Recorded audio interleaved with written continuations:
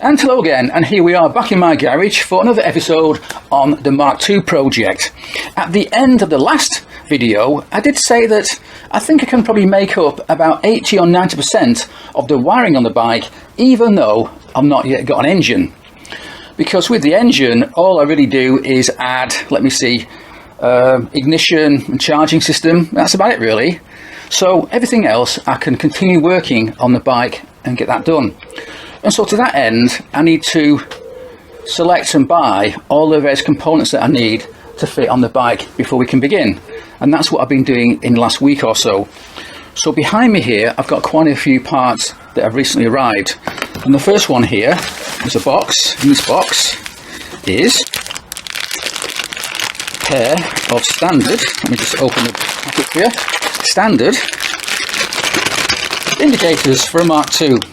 Now, I did consider fitting some much smaller LED style indicators. I mean, there's plenty out there, but I thought, no, this bike is not just a mod, it's also a restoration. It's a resto mod, so I wanted to keep some parts of the bike fairly standard, and that's why I've gone for this. These are original Mark II indicators, which I've got from Z Power. Now, one reason I went for this option is because at the back of the bike, the mounts for the indicators actually built into the rear lamp mount and the mount for the license plate, so it makes sense to try and keep all that standard. If I wanted to change it, I'd probably have to hacksaw off those mounts, which I didn't want to do because it's all standard. So that's why I went for a standard set of indicators. Right, next then, quite an easy job I think for today will be to fit what's in here.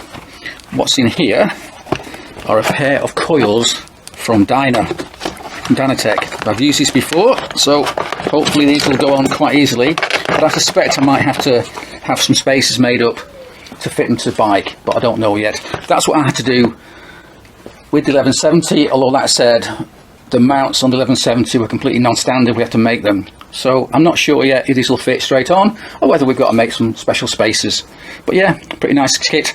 Now, I can't yet make up the ignition leads because I don't know how long they should be without the engine being here, but that's the job for today. Right, so that's that. Next up then, I've also got here the rectifier, so I've got to find a home for that. And what I'd like to do is fit it to the left hand, or rather behind the left hand side panel, because that's where I fitted it on some other bikes and it kind of works quite well. Similarly, what's just arrived today, in fact I just had to go and pick it up from the bloody post office because I missed the postman yesterday by about half an hour, is what's in here. Not opened it yet, so let's open this up now. And this is quite an expensive bit of kit. It's there's the receipt, an M-Unit from Moto Gadget. Now, I've used these before. In fact, I've used them on several bikes, on the Moto Guzzi, on the 1170, on my Norley and so on, so I'm quite familiar with how these work. What this is though is a more advanced version. I've used what's called the M-Unit Basic, and this is called the M-Unit Blue. And blue because it uses Bluetooth, so if actually it can talk to your mobile phone. Not sure I want to do that. I'm not sure what my motorbike talking to my phone, but there you go. It can do all kinds of things. You can use your phone to set up the various attributes of the M-Unit, everything from how fast your flashes flash to, you know, how the alarm works and so on. But if we open the box up, you can see it's not a very big unit. Here we are. Let's get him out. It actually looks the same as the basic one, but obviously it's got more clever things in it. So there it is. Very simple. And you've got two rows of inputs and outputs. So one side is the inputs from, say, the switchgear or the brake line or whatever. And then you've got a longer set of outputs for things like lights, indicators, you know, you name it, ignition, lots and lots of options. So yeah, it makes life a lot easier when it comes to wiring up the bike. And what I found is it's not only easier, but it reduces the amount of wiring you need on the bike tremendously. So I do like these things, but unfortunately, of course, they're not cheap. I've bought the basic version in the past, and they were about £220, something like that, because I didn't feel I needed this fancy dancy blue version. But it seems the basic version is no longer available. I'm not sure if they don't make it anymore or it's sold out, I don't know. So I've had to go for this blue version, and that's a lot more expensive. This was £335. So yeah, quite expensive. But it does include things like an alarm system, and as I say, it's quite sophisticated. So that's got to be fitted to the bike as well. And what I'd like to do is fit it to the, underneath rather, the right hand side panel. I've done that with my other bikes, and it just makes sense to fit it there. It means the wiring can go along the sort of right hand side of the bike. Everything goes in and out of the M-Unit, so I find that the way to do things. So yeah, so far so good. What else have I got here? Oh yes, I've got what's in this box here. Now this isn't new, this is an old part, but it's quite interesting. I think it's quite useful. It might be useful to me anyway. And what's in here is an almost standard set of clocks for a Kawasaki Z200. I've got this from Les, I borrowed it. Let's see, it's got 43,000 miles on the clock, and I think it's from his old Mark II that is now supercharged, so he doesn't need this anymore. This isn't quite a standard set because these cups at the back here are normally black, and he's had them painted silver back in the day, God knows when, probably back in the 80s. And he's also had the mounting bracket here, this part of the bracket here, painted red, because I think his bike was red back then, so that's not standard. Now the reason I've got it is because what I like to do is fit something like this to my Mark II, keep it looking like a Mark II. However, I can't use this, even a modified version of this, because both the Speedo and the Taco are both cable driven. Can't do that because my front wheel is from a modern R6, it doesn't have a drive on it, and it wouldn't work anyway. And ditto, my cam cover is different and it doesn't work. So what I've got it for is to see if it's possible to perhaps convert these to an electronic version of the Speedo and Taco. As it turns out, you can buy an identical Taco which is electronic, so that's great. So they could go in there fine. What I can't do is buy anything that looks like this, looks like the standard Speedo, which is electronic, so that's a real nightmare. What I could do though is perhaps instead I could go and buy the standard instrumentation from a ZRX 1200. Let's just put that away where it won't get broken. There you go. Because of course the front end of the bike is from a ZRX 1200, so the mounts would all be the same.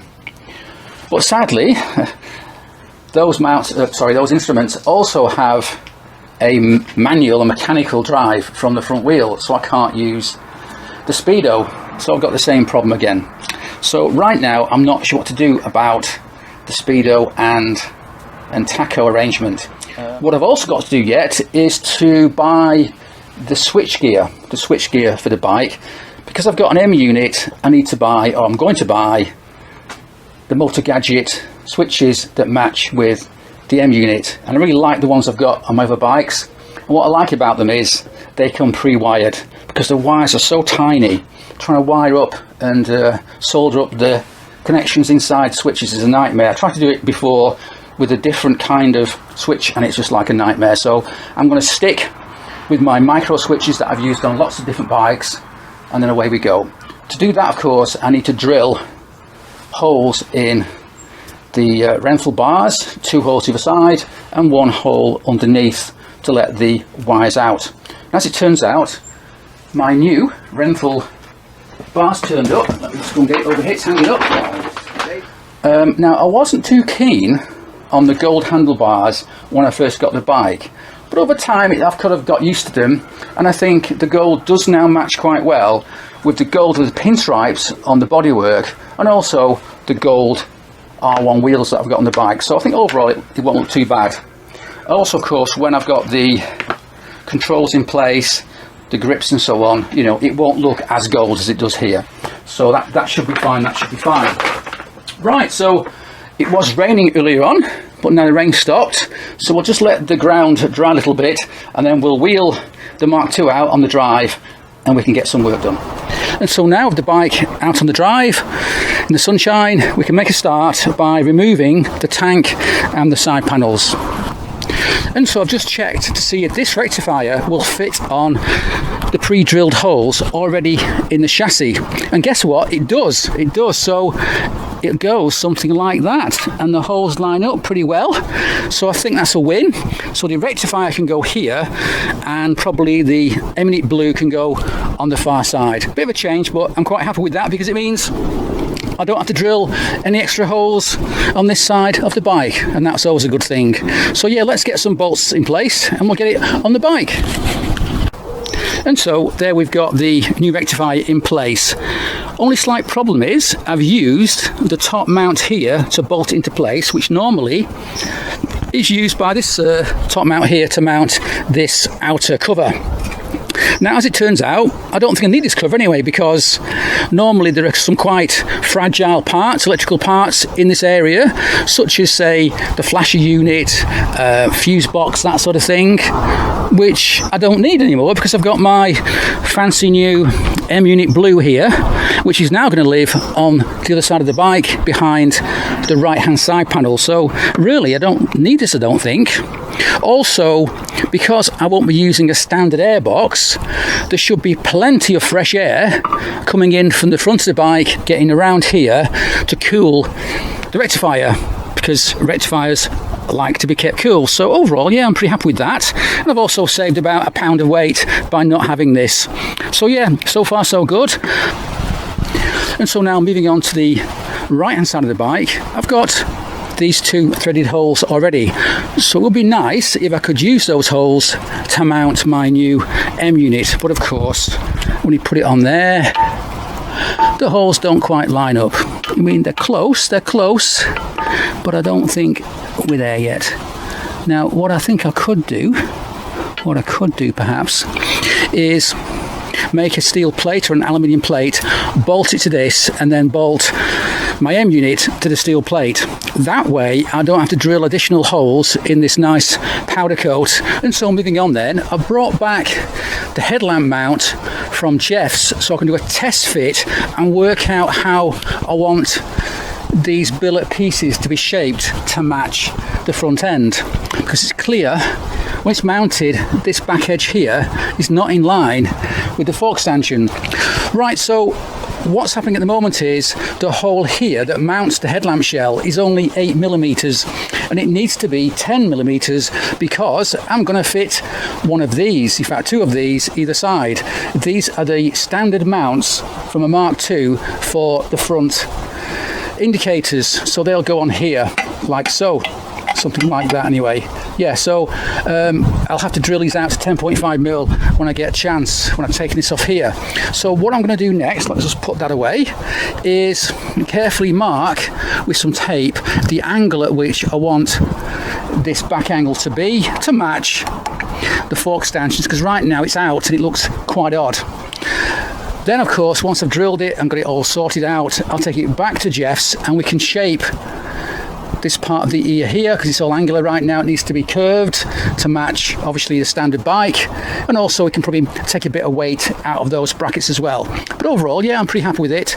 Also, of course, the bracket itself, this steel bracket here at the back, will be painted black, so it hopefully just disappears into the background of the overall bike. So yeah, I'm pretty happy with that. So as I say, I've now got to go and get my scribe and a ruler and work out precisely where that angle should be when Jeff mills it on the miller, get it just right. And so now my time's up for the day, so I've refitted the bodywork and now we'll put the bike back in the garage until tomorrow. But yeah, so far so good. I'm pretty happy with progress so far. Yeah, it's a pity I've dropped this damn headlamp shell and damaged it, but there you go. So what's next and what's next? Well, I've got to go away and find out what the correct position is for these dyno coils which live beneath the tank. Yeah, I've got to drill out these holes so I can fit the standard Mk2 stems and indicators. That's fine, I can do that soon. And I've also got to make a sort of a mounting bracket for the M-Unit so it can bolt onto the existing fixtures behind this side panel, and I'll do that tomorrow. So anyway, so far so good. So join me tomorrow and we'll carry on. And now here we are, it's the next morning, and we'll start off by saying I forgot to mention that I fitted the rear indicators yesterday, and what happens is the wires pass through this hollow tube here, pop out in the centre, little hole, and then obviously it'll go forward underneath the bike, underneath the tail section, forward to the M-unit in my case. I have got a slight problem because you can't really tell from over there, but these indicators are splined and they go on the end of these tubes, which in turn are also splined, but I put them on and they don't quite go all the way over the splines. I mean, I can push them as hard as I want. I've tapped them very gently with a rubber mallet, but I dare not hit them too hard in case I break the damn things. So I think I'll have to probably take them off and clean up these splines, you know, very carefully. Obviously the ends of these splines here haven't been powder coated and it's probably been sitting around for a year or two, so might be a little bit of a rust in there, a bit of muck that I've got to get rid of before these indicators can slide on all the way. And so now here at the front of the bike, I'm pretty happy that I've got this line now marked correctly, so it's now parallel with the fork stanchions. So these can go off to Jeff, he can put it in his miller and he'll mill off this line here, and hopefully it'll look a lot better when it's back on the bike. What I can also do today is drill out this 8mm hole to 10.5mm so I can mount the standard indicators and the standard stem. We'll see how that looks. And while I'm at it, I may as well also paint, or make a start on painting this steel bracket which holds everything to the bike. And I think I'll use a rattle can, but I'll use smooth hammerite black. I've had good results with smooth hammerite in the past. It's a very tough finish, and if you follow the instructions on the can, you know, you get a fantastic finish and it lasts for years and years, and it's also almost like a powder coat. It's very, very tough. So that's what I'll do next, but first I think I'll have a cup of tea.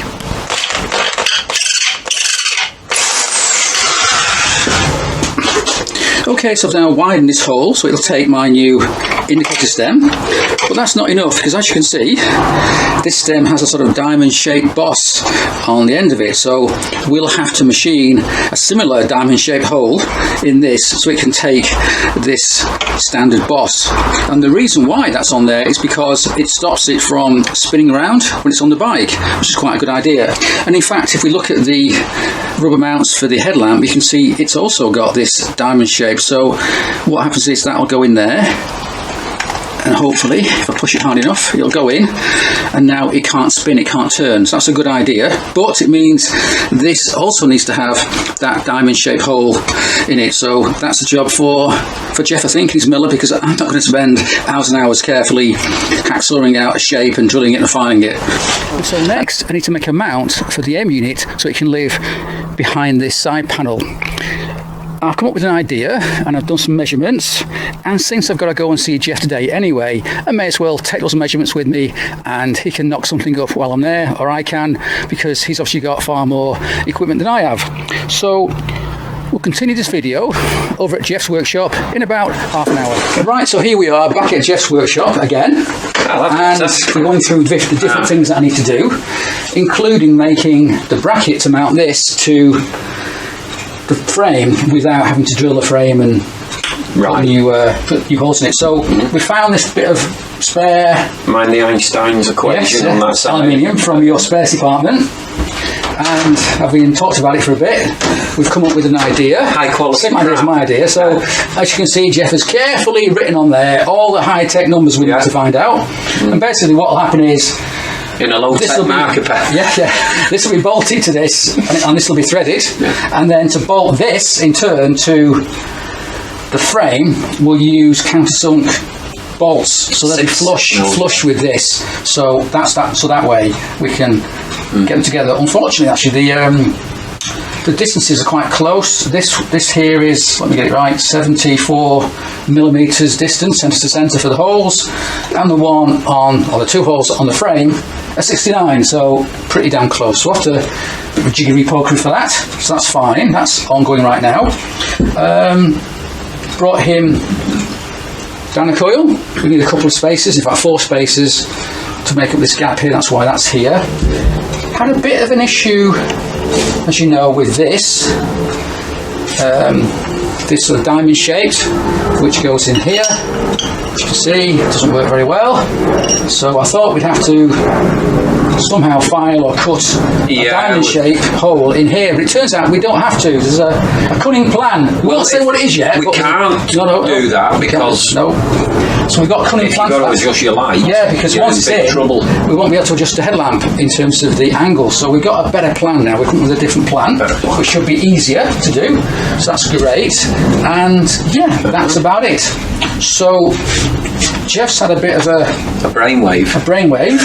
whilst dropping a bottle. Oh yeah. Oh no, it's my readout that's dropped. Yeah. Jeff's had a problem with his millimeter. It's all right. It's an old one. DRO is playing up. It's getting old and unreliable. A bit like me. A bit like you, yeah. So now I'm going to sit around drinking tea, and hopefully we can get that done pretty quickly before I go home today.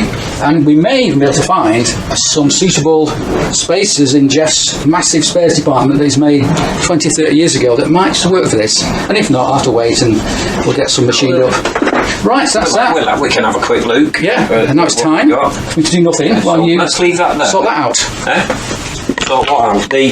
Now here we are back home again, and whilst at Jeff's we knocked up the appropriate spaces so I can mount the Dynatech coils in the correct place this time. I had it turn round the other way, but apparently this is the correct position for the coils. So yeah, that's all done now. Stainless steel fasteners all round, that's all pretty good. So I can put the tank back on, get the bike back in the garage until tomorrow, because tomorrow I'll go back to see Jeff in the afternoon, because by then he should have machined up that special bracket we need to mount the M-unit to the frame without having to drill any additional holes. So we'll carry on tomorrow. And now here we are, it's the next day, and I've brought back the adapter plate for the M-unit to try it out on the bike for the first time. Seems to fit okay, except for we have a bracket here that sticks out a little bit at the top of the battery box, which is stopping this plate from sitting flush with the back. So I've just got to cut out a little part of this plate here at the top, and then we should be good. By the way, we've got two sets of holes here. The top one, the M5 hole, is for, or the holes are for the M-unit. The ones below were a mistake, so ignore them, they don't count, and you can't see anyway when it's on the bike. Now this little plate here is a little bit too big for what I need, so it's a plate that we had and that's what we used. So if need be, I can always cut it down a bit more and make it a bit neater. And so with the adapter plate bolted to the bike, I can now try out my M-unit fitment, and that looks fine, as it should do. Sadly, I've only got these M5 bolts and they're not quite long enough to go all the way through the M-unit and into the plate, as you can see, but I have got some more on the way, so when they get here we can bolt this in place finally and continue with the wiring. Now clearly this plate is a little bit too big at the moment. I could chop off the bit at the top, the bit on the corners and this bit here, but for now I won't do that, because it's just possible I might want to mount something else to this little strip of aluminium here. It's 10mm thick, so it can be drilled and tapped, and I could maybe bolt on something like, I don't know, the horn or something like that.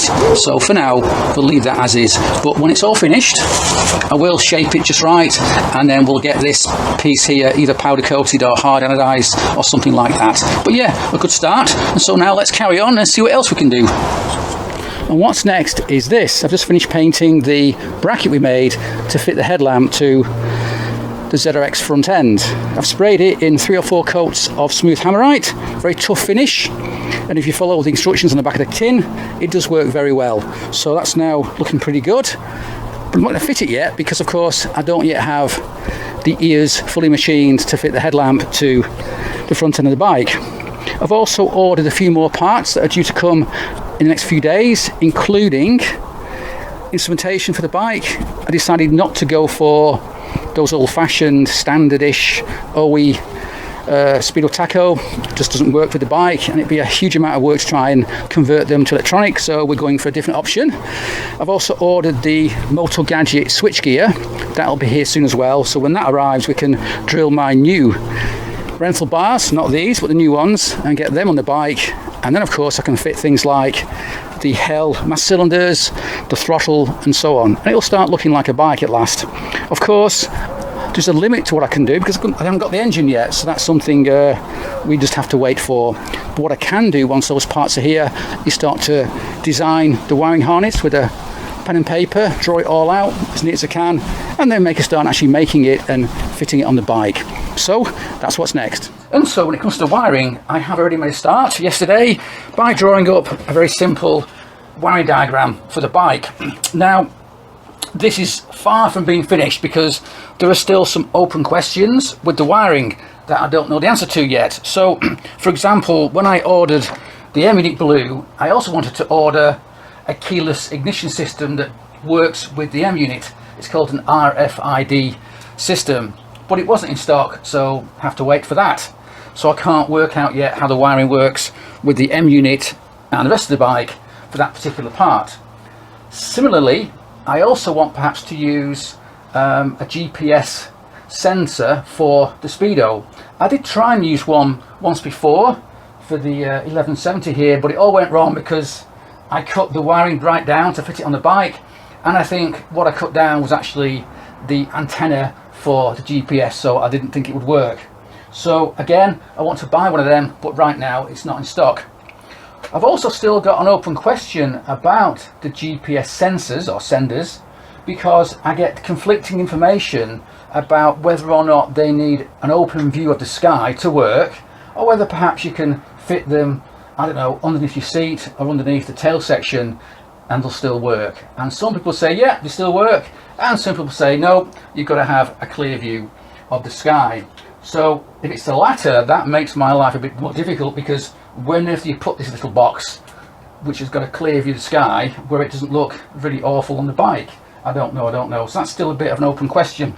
But anyway, I have made a start, and there are still lots of questions to answer here in terms of what coloured wiring I use, what gauge of wiring I use, and so on. So to make a start, I've got the headlamp here, and out of the back of the headlamp, this is a replica headlamp from a Z1. I've got 3 wires. I've got a white, a green, and a blue. So first of all, I want to work out which wire does what. So I've got it here in the vise, very gently held in place, and I've got my very small 12-volt battery, my little test battery. I bought this when I was working on the 1170, and I wish I'd bought one years ago because it's so helpful. It's so helpful. It means you can test things out, you know, here on the workbench or on the bike, even though you've not got the main battery for the bike yet, and it works really, really well. So I'm pretty sure, as I remember correctly, that the green wire is earth, and so now I've got to work out which is the high beam and which is the low beam, as it were. So we'll connect up the green wire to the earth side of here, then we've got the blue wire here. Let's see what happens. Well, it works. Okay, so it's now pointing at the sky, so I can check that out on the ceiling. I'll change it over to white. Okay, and do that again just to make sure I know what's happening. Yeah, okay, so yeah, so the white is the low beam. Yeah, white's low beam and blue is high beam and green is the earth. So that's great. So now I can write that on my diagram. No doubt I've got something on here with the headlamp on it. Yeah, there it is there. I've already done that. So yeah, right on there, green, white and blue. So that's fine. I can also do the same thing with things like the indicators and so on.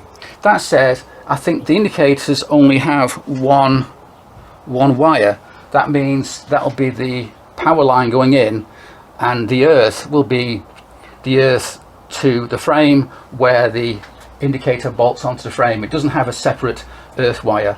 But just to make sure about that, I'll go and check it out on the bike.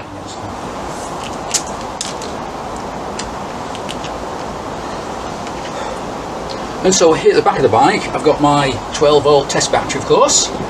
I've connected up the earth just to a bolt bolted to the chassis. That's the earth.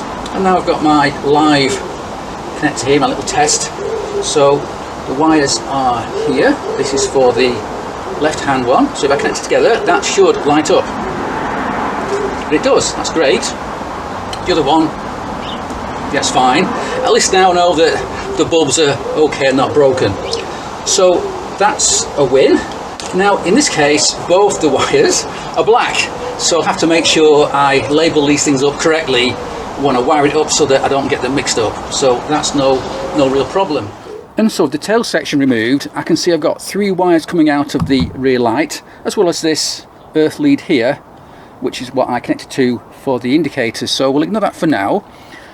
And I've got a black and yellow, a red and a blue, dark blue. So I suspect the black and yellow is earth, and the red and the blue is either, you know, the brake light or the rear lamp. However, sadly, when I try different things, every single possibility, guess what?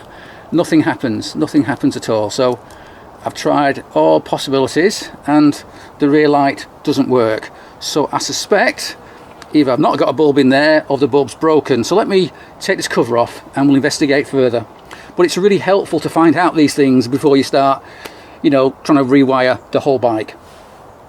Right, so let's remove these screws and take the cover off. Oh, and by the way, these screws are not Phillips screws, as I'm sure you might know. These are JIS screws, which are Japanese industrial standard. So it's important you use the correct screwdriver to undo them, because if you try and use a Phillips screwdriver, it'll wreck them and you'll be in a world of hurt. And that's why an awful lot of bikes you find these days have all their fasteners messed up and you can't get them out because someone's used the wrong type of screwdriver.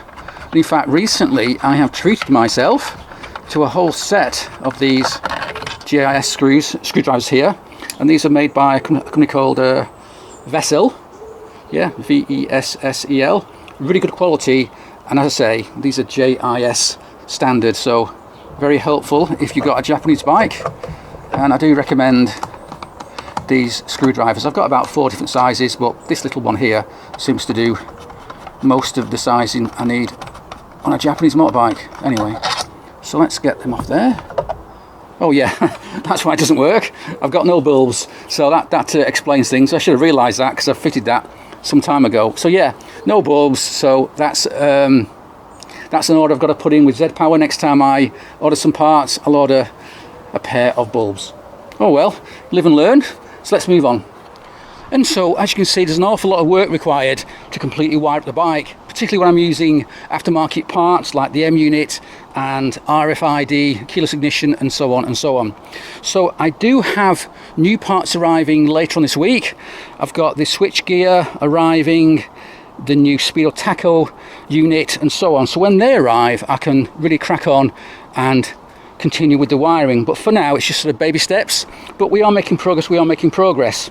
So this video is no doubt quite long enough as it is, so we'll end it here and we'll continue in the next video when those parts have arrived and we've got them on the bike, and hopefully we can start to build a wiring harness.